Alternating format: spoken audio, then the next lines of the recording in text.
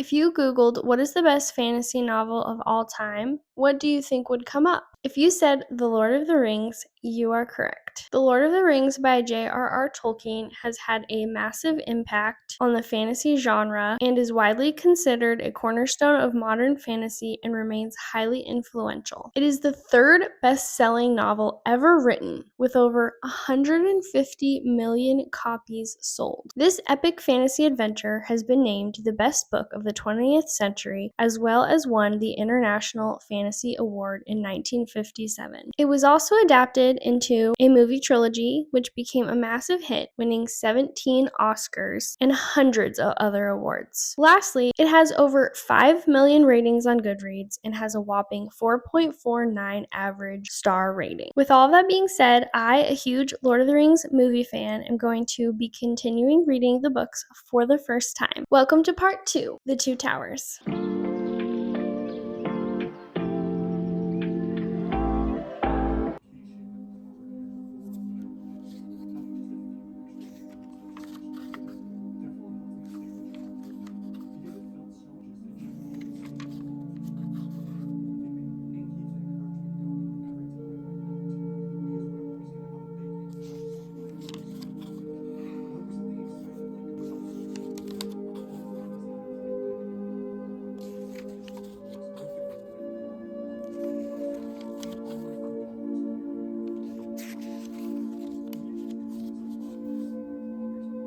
Okay guys, this is going to be my first update on The Two Towers. I took the dust jacket off, so naked hardback. I don't have like too much to say about this book so far. You can tell I'm probably 20% of the way through it. I'm on page 478, which yes, if you've never read these or maybe your copy is different, my copy continues on from where we left off on the page number of The Fellowship of the Ring. So this one starts at page 413.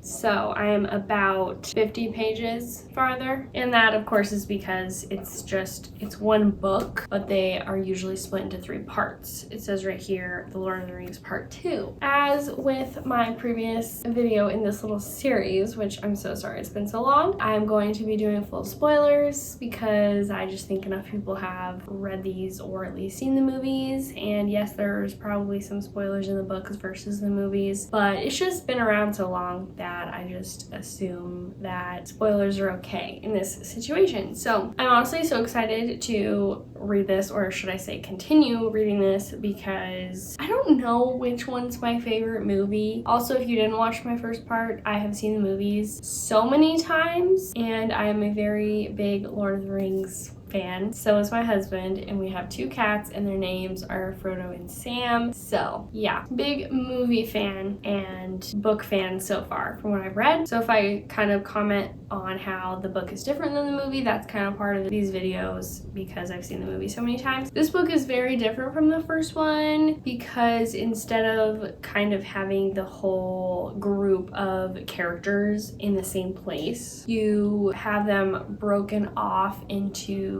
different groups. So we have, of course, Frodo and Sam, who we have not gotten at all in this book so far because I think it's more so chapter by chapter. We're kind of following different groups. So the first chapter was Merry and Pippin, and their storyline right now is that they were captured by the orcs and the goblins and stuff and Saruman's orc things because they think that one of them has the ring, and so they're bringing them to Saruman. And we have sorry about that ad. Let me just mute that for a second, and I'm so sorry. Is that really distracting? Should I just wait until the ad's over? And then the other group that we've gotten so far, and I think this is the chapter we're on now, or are we still on? No, we're on Merry and Pippin's. We also got a chapter of Aragorn, Gimli, and Legolas following Merry and Pippin and the orcs to try to save them. That's their priority right now because they don't know where Frodo and Sam went, or even if they're together,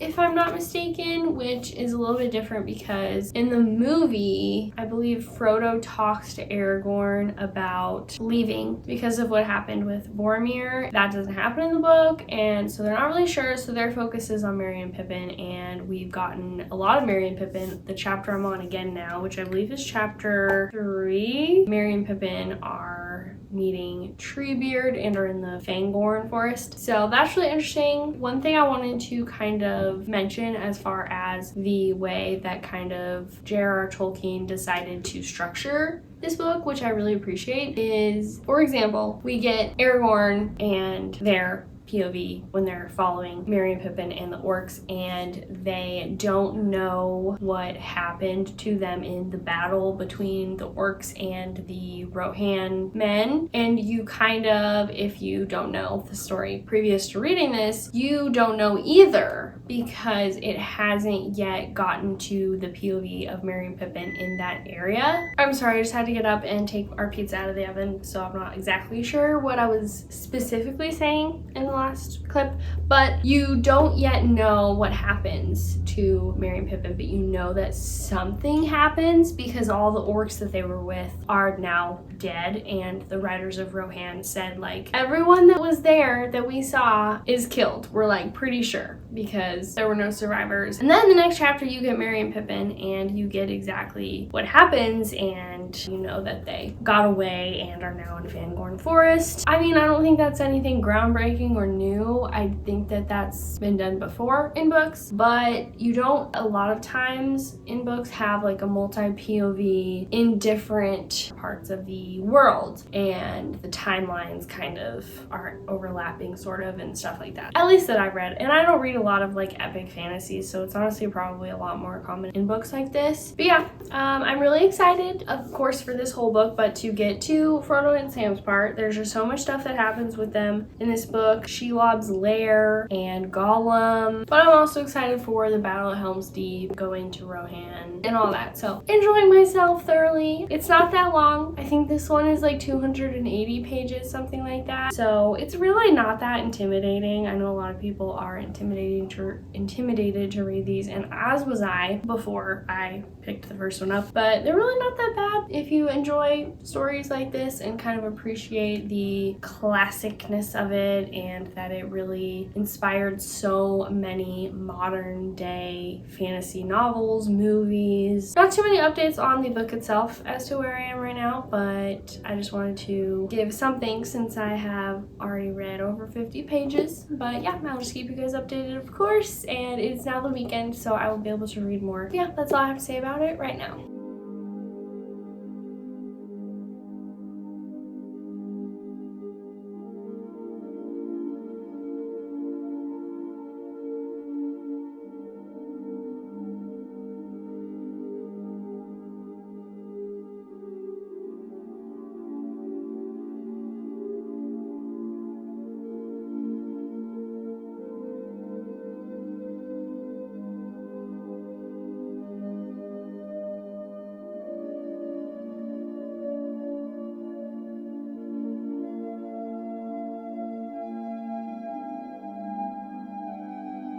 Random tiny little note about something that I just read. I'm in chapter, I don't know, it's called The King of the Golden Hall. It's where Gandalf, Aragorn, and all of them come to talk to King Theoden about Saruman and how he's in league with the evil and trying to get the ring and stuff like that. And Gandalf is telling King Theoden that if it wasn't for, what's his name? I don't know how to pronounce it. Eomer disobeying King Theoden to not pursue the orcs. The same orcs that were with Merry and Pippin, and therefore the orcs then would have been able to bring Merry and Pippin to Saruman, and who knows what would have happened in the story. So that's kind of crazy. There's so many little heroes kind of throughout this story, like unlikely heroes that you wouldn't really think make a big difference, but it really does. And I never knew that specifically. I don't think it really goes into detail in the movie. That's all. I'm on page 522.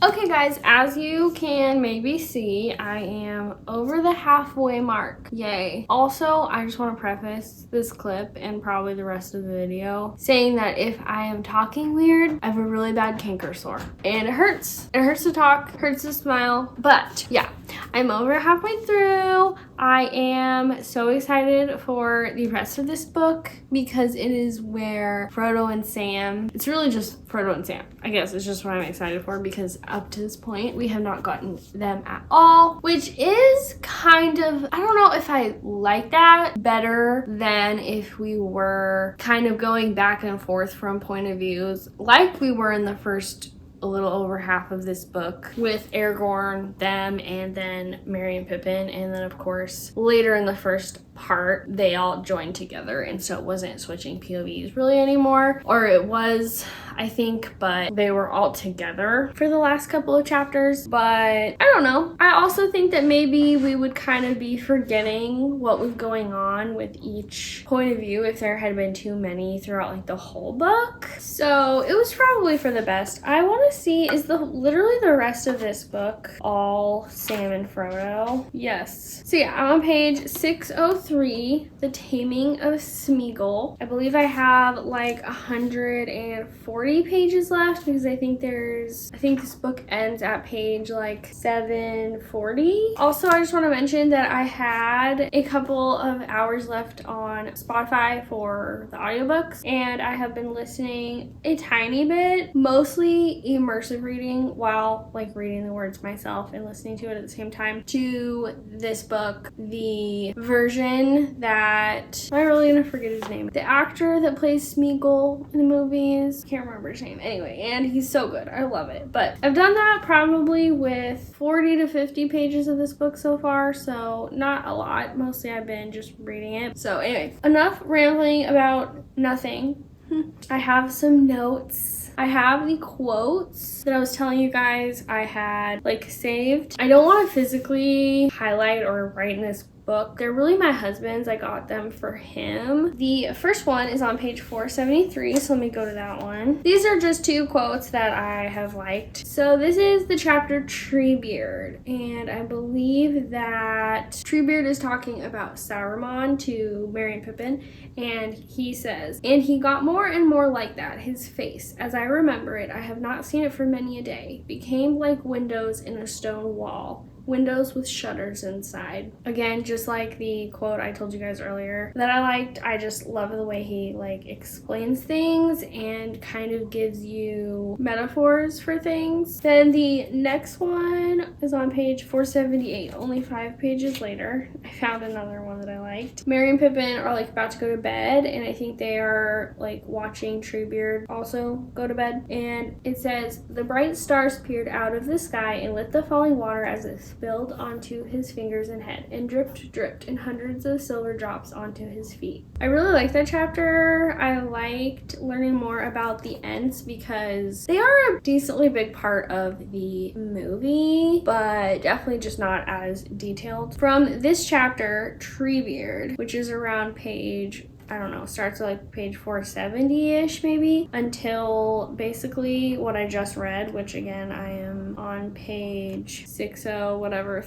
Treebeard has been in almost every chapter of that. So for a good chunk, over 100 pages. And then the other two things I have to talk about aren't quotes, but they're just one of the things that I thought was hilarious. I don't know why. And then another thing I'll get to, but page 568, chapter Flotsam and Jetsam, Merry is telling Gandalf and I think Aragorn and Gimli and Legolas and all of them what happened with the Ents and Saruman and them attacking Isengard. And he is talking about when Saruman is about to be like captured. He says, "When the Ents broke their way in, he left in a hurry. They did not spot him at first, but the night had opened out and there was a great light of stars, quite enough for Ents to see by. And suddenly Quickbeam, which is one of the Ents, gave a cry. 'The tree killer, the tree killer. Quickbeam is a gentle creature, but he hates Saruman all the more fiercely for that. His people suffered cruelly from orc axes. He leapt down the path from the inner gate, and he can move like a wind when he is roused. There was a pale figure hurrying away in and out of the shadows of the pillars, and it had nearly reached the stairs to the tower door, but it was a near thing. Quickbeam was so hot after him, that he was within a step or two of being caught and strangled when he slipped in through the door. I probably didn't need to read that whole thing, but I was just picturing Saruman being chased by a tree and just being like so scared, and I don't know why that just cracked me up, that image in my head. So I just thought I'd share that. And then the last thing that I wrote down is something really interesting, and it's not that many pages later, page 575, same chapter, at the very end of it. And Aragorn is talking about how the South Farthing leaf being in Isengard is very strange. Gimli says, "We understand it all perfectly now," like the story.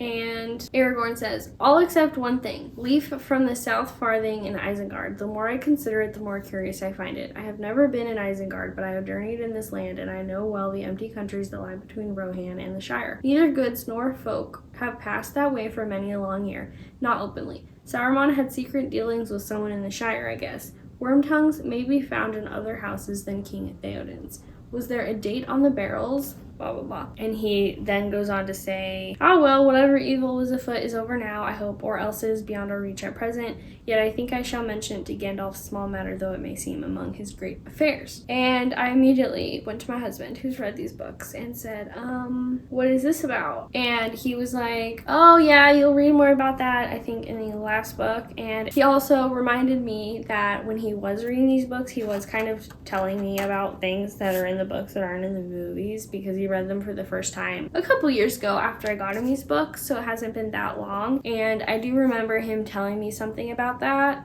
so kind of unfortunate, I guess, because I don't really remember exactly, but that is an interesting little detail in the plot that isn't in the movies. And just Saruman in general in the book doesn't get killed on top of the tower, which I think is called Orthanc. That's also a very kind of different storyline for Saruman, at least. And I wonder why they killed him in the movie like that, because that's a big difference. But there have, I'm not gonna lie, been a couple parts, especially around, I don't know, maybe around page 530, chapters Helm's Deep and the Road to Isengard. For some reason, I was a little tiny bit, not bored, but just not as invested in what was going on. But most of it, I've been like, I just want to keep reading. Like, oh my gosh, like for some reason, the Flotsam and Jetsam chapter where Merry or Pippin is explaining everything that happened with the Ents and Saruman was really interesting to me. He does little things in his books that I feel like aren't the norm. Like, instead of just making a chapter about that when it happened, he decided to wait until after the fact and have pretty much the whole chapter be Pippin recalling everything that happened and therefore then explaining it to Gandalf and everyone. But yeah, mostly absolutely loving it. Those like 2 chapters, for some reason, those like 35-40 pages were a little bit not quite grabbing my attention like the rest of the book has. But once again, I really think the last 40-45% of this book will be my favorite of this book, and I'm just very, very intrigued to see how he writes Smeagol, because the only dealing with Smeagol that I've had in a J.R.R. Tolkien book thus far is in The Hobbit, and I loved it. But yeah, that is, I think, all that I have to say right now, and I'm just going to continue. But ooh, it's actually perfect timing because it is time for me to go pick up our pizza for dinner tonight, so that is my cue to stop rambling.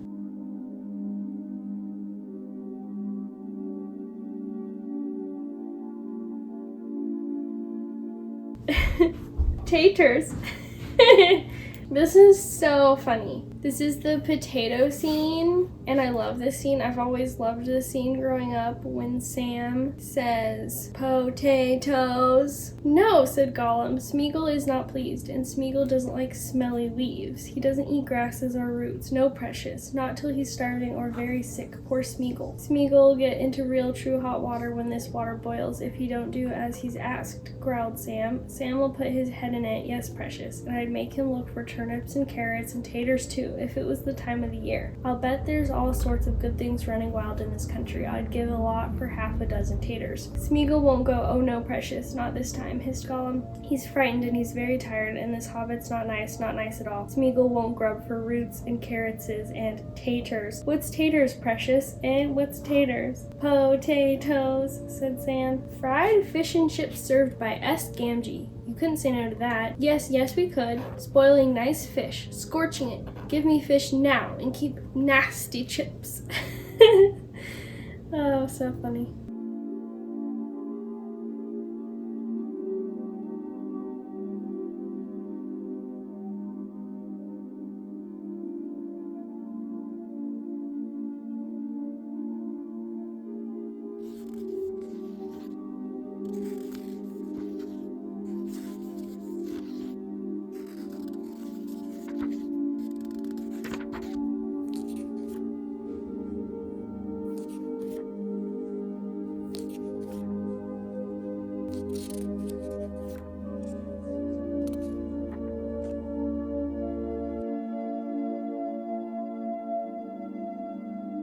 I think I have like 12 pages left, something like that.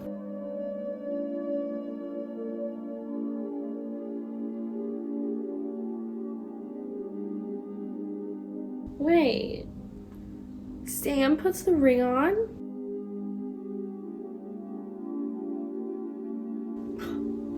Sam is just the best. He's saying how he would literally rather die next to Frodo than go on without him to try to destroy the ring, which, I mean, who wants to try to destroy the ring? No one. That's a freaking hard job. But that at least has a possibility of survival, but this doesn't, or does it?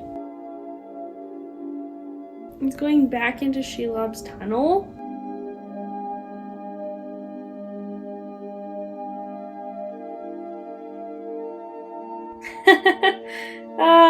That's so funny. The orcs are talking about how there's a spy among them somewhere. They don't know where he is, and they're saying, there's someone loose hereabouts as is more dangerous than any other damned rebel that ever walked since the bad old times, since the great siege. Captain Shagrat, I'd say there's a large warrior loose. Elf most likely, with an elf sword anyway, and an axe as well maybe, and he's loose in your bounds too, and you've never spotted him. It's Sam! And he's like, not a warrior, not an elf. It's so funny. Oh, last page.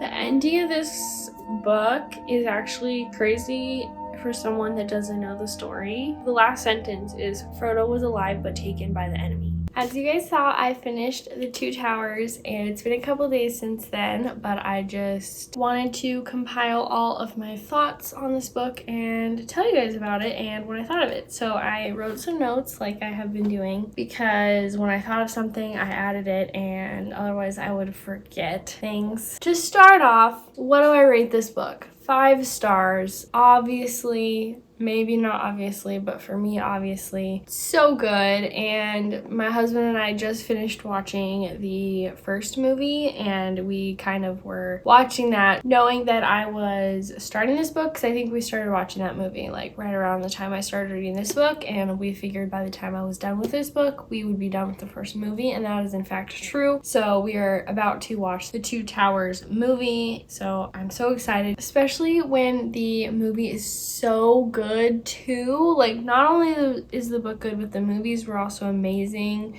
They did such a good job with them, which is not always the case. So yeah, I just love now knowing just so much more, so many little details. Okay, so as far as my thoughts on this book, I had one more quote to share with you guys really quick that I happened to read while I wasn't like filming or anything, so I wasn't able to tell you guys in the moment. It is on page 680, so let me find that. It's in chapter, I don't know what number, but The Window on the West, and this is where Faramir is in the book, and he is talking to Frodo and Sam, but now just Sam, I'm pretty sure, and Sam is telling him about Galadriel, and he says, he's like explaining her to Faramir. He says that she is hard as diamonds, soft as moonlight, warm as sunlight, cold as frost in the stars, proud and far far off as a snow mountain and as merry as any lass I ever saw with daisies in her hair in springtime. Like, yep, that explains Galadriel to a T. She can be very scary, but then when she smiles, it's just like, oh, I'm so happy. All of a sudden, you know? Cate Blanchett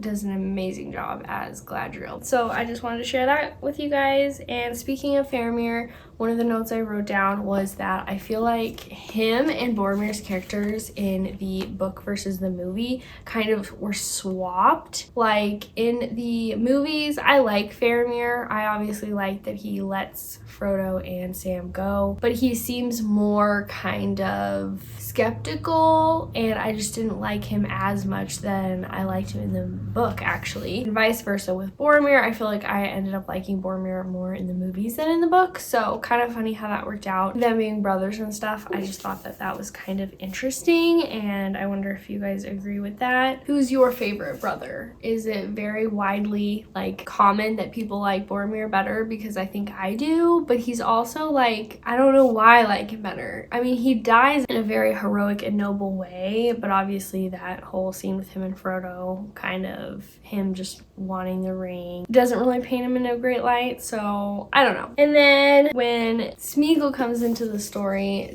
which I just loved that part so much. I don't think I really gave you guys an update since that part started. Maybe I did. I can't remember. Sam started calling Smeagol / Gollum Stinker and Slinker, and I just thought that was so funny. And then the other specific thing I wrote was about Shelob's lair. So huge part in the story, and I was so excited to get to that part. And again, I think I said this before in this video. If not, I said it in my fellowship video, that my husband has read the books. I think I did say it in this video, and therefore he kind of had told me a good amount of things that happen differently in the books because he read them for the first time not that long ago. And I do remember him telling me that the whole movie part where Sam and Frodo kind of get in the argument and Frodo kind of casts Sam away and tells him that he needs to go on by himself and that he should go home and stuff like that, doesn't happen in the book. I think they just did it in the movie like that to make it more drama, I guess, but I really liked how they did it in the book. Tolkien still has Frodo and Sam kind of separate for not very long at all because Frodo ends up kind of not fighting but running from Shelob while Sam is fighting Smeagol because Smeagol sneaks up on him and stuff. When Sam is done fighting him, he goes and finds Frodo has been pierced with, you know, Shelob's little stinger or whatever you want to call it. I also think that another reason they probably did this in the movie, which I know, again, this isn't a review of the movie, but it's a review of the book and also kind of comparing the two. And I think that one of the reasons they had them kind of separate for a longer amount of time and stuff is because then when Sam comes back in the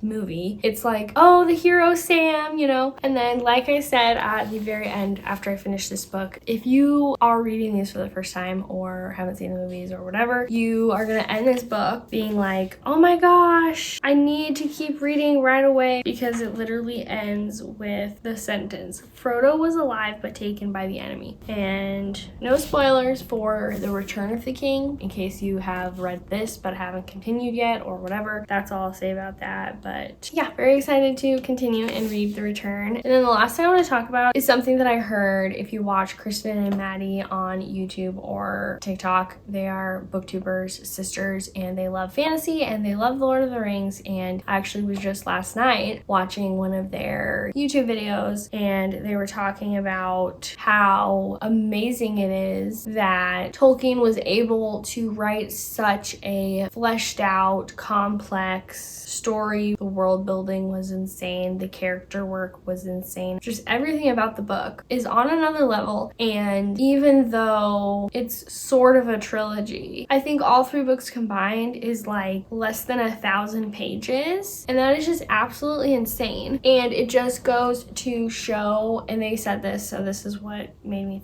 think of it and kind of look at it like this because I've never thought about it like this before. He really earns his pages. Like, yeah, sometimes he describes a scene kind of long-windedly. Is that even a word? In a long-winded way. There you go. Still, like, how is he able to make you connect with the characters so much in that short of a time? Even I feel like by the end of the Fellowship, you're super connected to it and you just understand the world so well. I am very curious how it would have been to read these, no prior knowledge of the world except for The Hobbit, I guess, but that's literally one book and it's like so short. So it's just crazy and I appreciate it very much because, you know, we all have so many books we want to read and we want the books that we read to be worth our time and not a waste of it. So I think that's all I have to say about this book. Like I keep saying, I'm just so glad that I am finally reading The Lord of the Rings and that I finally got to this book. Hopefully it'll be less than a year